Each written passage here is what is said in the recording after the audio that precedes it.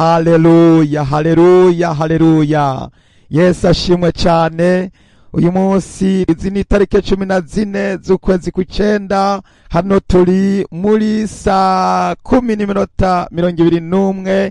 Ndagira ngo bahe ikaze dufatanye gutazira Imana, tuduze amashimwe. Ndumva afise umunezero mwinshi, ndumva nezerewe cyane. Umwami Yesu yaratugiriye neza kubwo uyu murariko mwiza wo gusenga, wo guhimbaza no gutazira Imana yacu. Tuyishimire kuko Imana yacu ari nyabuntu, ari nyembabazi, ari nyakigongwe, itewa kuraka, igira ikigongwe cinshi kandi yihanganira umuntu wese, yihanganira umuntu wese kugira ngo ntizane ikibi. Imana ishimwe cyane.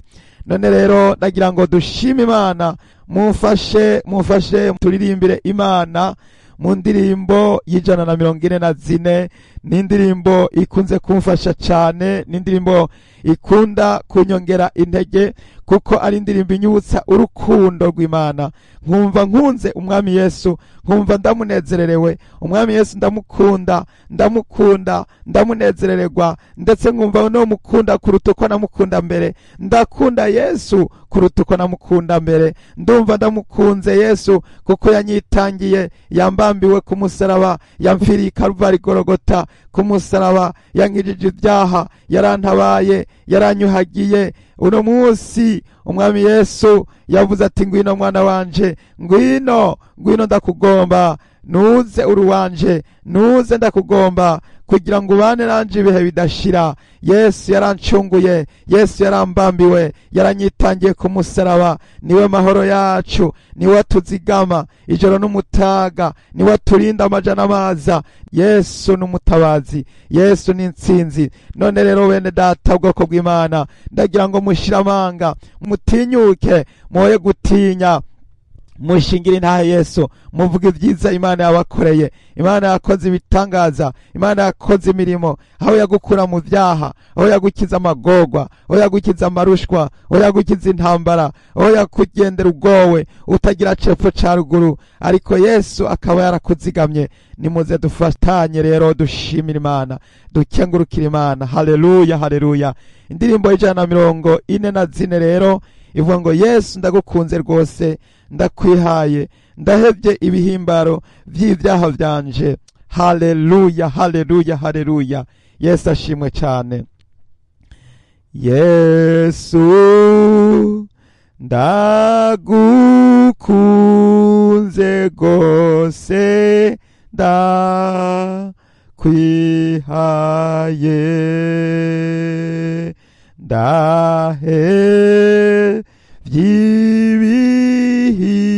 vy'ibihimbaro vy'ivyaha vyanje.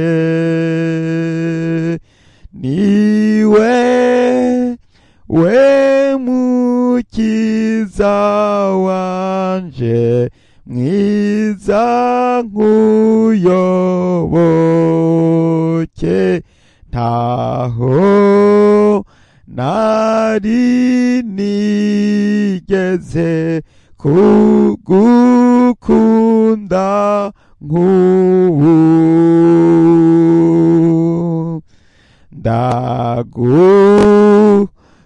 Ndagukunze kuko wabanje kunkunda,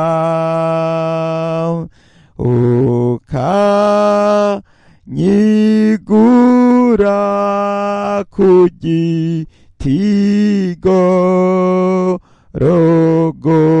Golgota.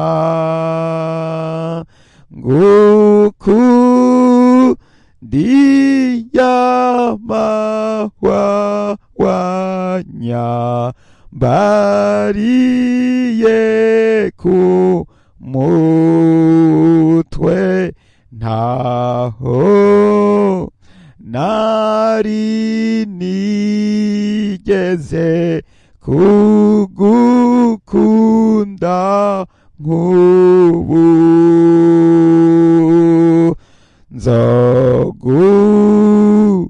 Nzogukunda nkiriho, naho nzopfira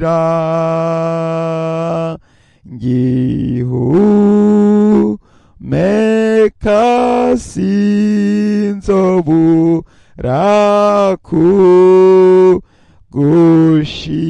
kugushima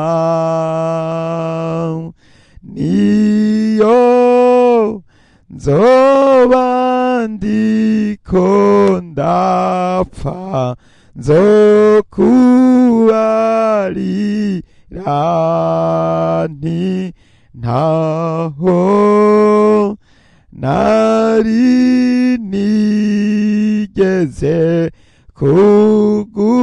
kugukunda nk'ubu maze ninashika mu rugo rwa data ruri y'amazuba duteguriye nzuna mimbere y'inyonga zawe ndirimba nti ntaho nari nigeze kugukunda nk'ubu ndumva nuzuye umunezero, ndumva nezerewe, ndumva shima Imana, ndumva ntazira Imana. Yesu ndagukunze, ndungiye kugukunda, numva umunezero, numva Yesu, numva umunezero, ndumva nezerewe cyane. Reka nongere kuvuga nti ndanezerewe, ndanezerewe mwami. Sinkwiye kuza imbere zawe nshavuye, sinkwiye kuza imbere zawe ndakaye, sinkwiye kuza imbere zawe niganyira, sinkwiye kuza imbere zawe nidodomba, kuko mwami wewe byose warabirangije. Imanza zose n'intambara zose warazikuyeho, warazibangurukanije, warakuyeho ibitero, warakuyeho intambara, warakuyeho urupfu, warakuyeho amagorwa, warakuyeho ibyaha byonyishe rubi, ibyaha byotumye nicwa rubi, ibyaha byotumye mwami Yesu ntagira umuvugizi, ntagira umutabazi, ariko byose warabikuyeho. Warambereye umuvugizi, warambereye umwavoka, warambereye umutabazi. Waravuze ati sinzobasiga mwenyene, sinzobasiga mwenyene, nzobagarukako, nzobarungikira mpwemu yera kugira ngo akomeze, abakomeze, abashigikire, abaremeshe, abagwanirire, abazigame, abaha inkomezi. None mwami niwongeye kumvyura, niwongeye kumpa amagara mazima, ndagushima, ndagushima, ndagushima, ndagushima, ndagushima, ndagushima. Abo dufatanije namwe nimumfashe dushime, buri muntu wese nashime, buri muntu wese natazire. Shima Imana, shima Imana, duza amashimwe, duza amashimwe, kengurukira Imana kuri uno munsi mwiza w'amashimwe. Nimuze dushima Imana, nimuze dutazira Imana, nimuze dutazira Imana. Imana iba mu mashimwe, Imana ikunda amashimwe, ikunda abashima. Imana irakunda abanezerewe, irakunda abahimbawe, irakunda abafise amahoro mu mutima, kuko ntaco kuza amahoro, ntaco kuza utanezerwa, kuko Yesu ari mu ijuru, ari buryo bw'Imana, yaratsinze, kandi ubwo ari hariya mu ijuru nawe yarakuduganye, nawe niyuri wicarikanywe nawe. Yo haleluya, mu buryo bwa mpwemu uriyo, nimba warakijijwe neza. Yesu reka ngushime, ndagutaziriye, ndaguhimbaza mwami w'ijuru n'isi, kuko mwami wadutabaye, ukatugirira neza, ukadutsindanishiriza, ukaturokora, ukadukiza ibyaha, ukatugiza amagorwa, ukatugiza intambara, ukatugiza ubuzimire, ukadutabara, ukavuga ati nimuze bana banje, nimuze kuri je mwese abananiwe n'abaremerewe ndabaruhura. Ndasengera abananiwe, ndasengera abaremerewe, ndasengera abaruhijwe, abari n'intambara, abari n'ibibazo bikomeye. Mwami ndasengera mwene datagwaye, mwami ikivyimba munda, ndamusengera umukize, umukize, umukize, umukize ico kivyimba, gikire, gikire, gikire. Wakivyimba we genda, genda, genda, genda, genda. Umuntu wese agwaye, umuntu wese agwaye muri kano kanya, umuntu afise ibibazo bidaturutse ku caha, bidaturutse ku vyaha yahemukiye Imana, umuntu wese ariko arabona ibibazo bimuje ko atabigize mu ruhara, ndamusengera ngo mwami ivyo bibazo biveho, biveho, biveho, biveho mu izina rya Yesu, kuko aripfuza gutamba no gutari guhagarika, arifuza kuririmba, arifuza gushima Imana, ariko bikananirana kubera ubwo bugwayi. Ndasabye ngo ubwo bugwayi buveho, icyo gisata kimuvemo, wangwara we sohoka, wangwara vamwo, genda mu izina rya Yesu. Mwami ndagushima ko murakiza abantu benshi. Reka dusengere n'ingwara z'imitima, abagwaye ingwara, umutima ugwaye ingwara itavurika, ninde yo umenya, ninde yoshobora kuwukiza? Nta muntu numwe yoshobora kwikiza, nta muntu numwe yoshobora kwitabara, nta muntu numwe yoshobora kwikiza, kuko Yesu umwana w'umuntu ntashoboye Yesu kuyihomanura, ntashoboye kwiyeza. Mwami wanje, Mana yanje, ndasavye kugira ngo wongere gutabara abantu bafise ibyaha mu mitima, abafise ibibazo n'intambara z'imitima. Imitima irakuburana, igituma umuntu yama ahagaritse umutima ukamuhagaze ni kubera ataramara amazi, atarahitamwo neza ngo amaririkanye. Mwami Yesu, data, hari ibibazo byinshi abantu bakora ko bagasha, ariyumvira ati ibintu birandura byose ngo ndabirangize, agaca yumva umenga yoba ataye ubuzima. Mwami ndasengera abantu bagifise, Mwami Imana, imitima ibiri, bagifise imitima ibiri, bagihagaze mu mayira abiri, bataramenya iyo baja niyo bava, bataramenya Yesu wanje. Mwami, icica n'igikiza, bameze Mwami nk'abana, Mwami b'ibitazi, Mwami nk'ibitambambuga, ibifata nzoka. Mwami Yesu, ndabasengera ubahe guhitamwo neza, hitamwo Yesu, hitamwo neza, hitamwo Yesu Kristo, hitamwo umutabazi, umurengezi, hitamwo watsinze urupfu na kuzimu, hitamwo reka ibicaha, randura ibyifuzo by'isi by'umubiri, randura kamere, randura mu izina rya Yesu Kristo wa Nazareti. Mwami ndasengera abantu bafise intege nke n'ubukonje n'ubukonyere, ndabasabiye kwambakwa inkomezi, bambara ingofero agakiza, bambariye Mwami ingofero agakiza, kugira ngo bashobore guhagarara bashikamye aho bageze hose, bagaragaza ubutwari n'ubuhizi mu izina rya Yesu. Ndasengera abantu badafise ijambo ryawe, bahabwa inkota ikarishe, inkota yo gusogota niyo gutema ibyaha, bateme ubusambanyi, bateme kwikinisha, bateme Mwami ubugaba n'ubugarariji, bahebe Mwami gusenga ibigirwamana no kuja mu bapfumu no kuraguza, bahebe guterekera no kubandwa, bahebe Mwami ibyaha byose Mwami babitsinde babineshe, bahebe Mwami wanje, bahebe isi, bahebe iby'isi, bahebe Mwami baje mu ijuru. Ndasengera Mwami Imana nzima amareta y'ibihugu, ndasengera Mwami Imana nzima abategetsi bo mu bihugu, kugira ngo Yesu aze bumvirwe ryawe rivuye kuri wowe ribashikire, kuko Mwami umutima w'umwami data buja uri mu kuboko kuhoraho.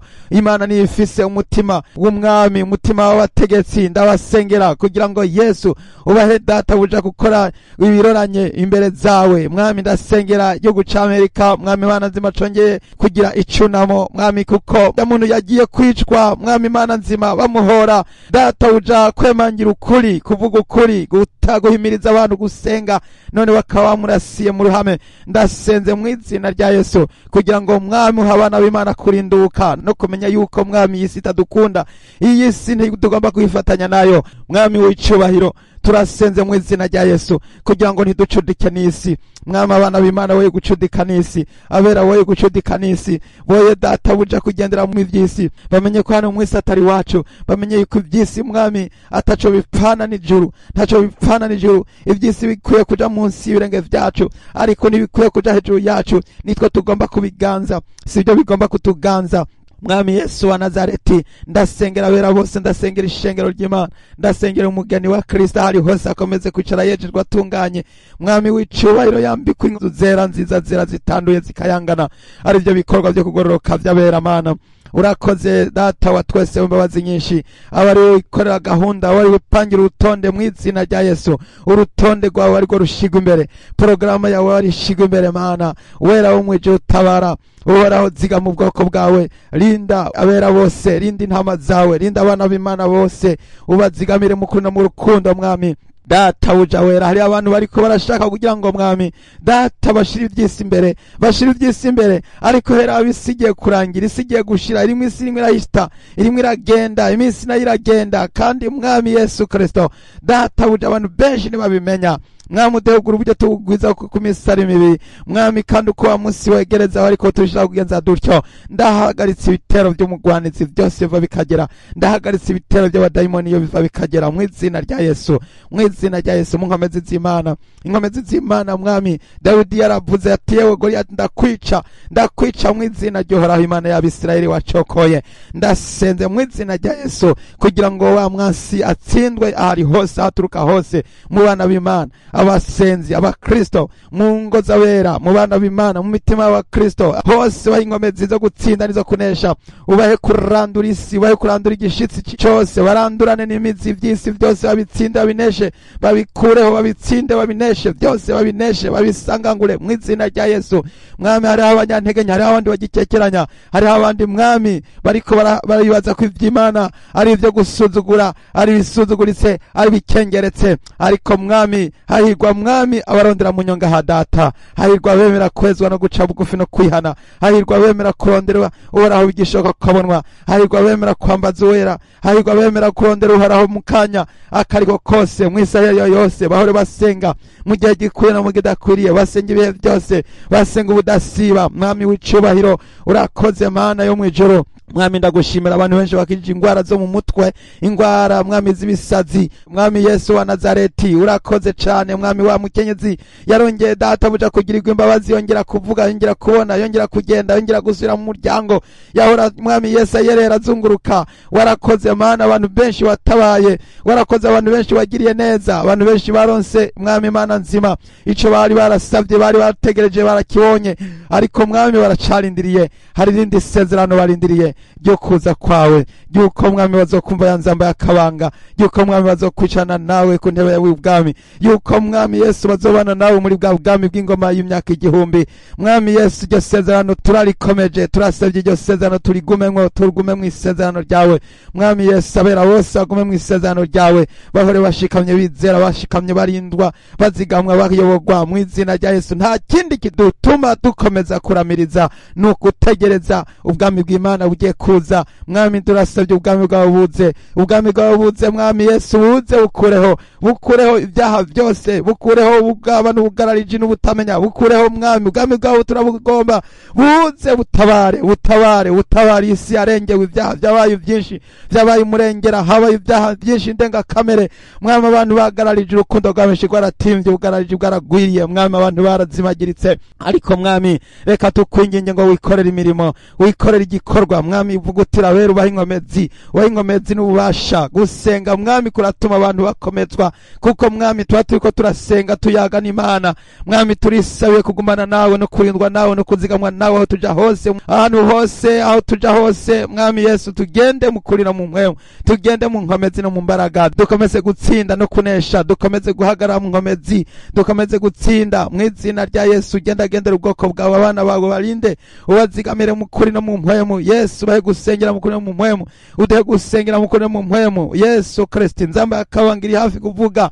Ndasabye mwami ngo abantu bose bayitegurira, abera bose bayitegurire, kuko mwami Yesu abantu bagiye kuboroga, abantu bagiye kurira, bagiye gutaka, bagiye kurira, bagiye mwami Yesu kugira ibibazo bikomeye inyuma y'iduzwa, inyuma y'umuzuko wa mbere. Mwami, none mwami Yesu, tabara umugeni akomeze guzigamwa. Nanje uranzigamura, urandinda, urambera intsinzi muri byose, urampa kunesha, urampa gusozera neza. Ndasengera n'uyu mwene data umuhe gusozera neza, ndasengera mwami abakozi bawe gusozera neza, ubahe kuba mwami ari wowe bakorera, bagukorera, ntibakorera isi, ntibakorera amadini, ntibakorera abantu, ntibakore ngo bashimirwe n'abantu, ariko bakore bizigiye kuzohembwa na shebuja na databuja mukuru ari we Yesu Kristo Umunyanazareti.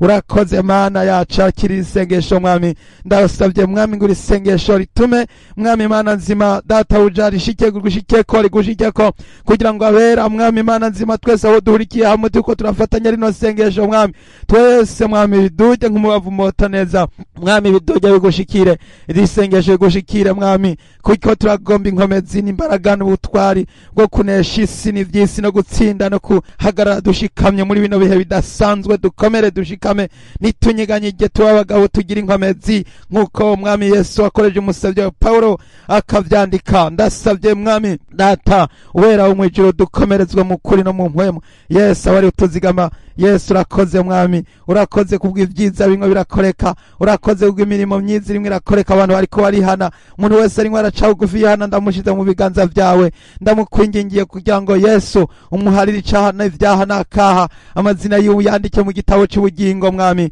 Umuntu wese arimwe aratura yihana, umuntu wese arimwe arapfukama yatura yemangira Kristo, ndamushize mu biganza vyawe. Urakoze kuri kurakiza abantu benshi, rimwe uratabara abantu benshi, rimwe uraborokora abantu benshi, urimo urabohora abantu benshi, abantu benshi ariko barabohoka. Oh haleluya, haleluya Yesu, izina ryawe rihabwe icubahiro. Oh haleluya, nubishimigwe. Ndabisenze nkenguruka mu izina ry'umwami wacu Yesu Kristo, amen, amen. Muhezagirwe, mwami Yesu wahezagire. Mwari kumwe na mwene so Mbonimpa Abeli, mukomeze kuzigamwa no kurindwa mu izina ry'umwami wacu Yesu Kristo, amen.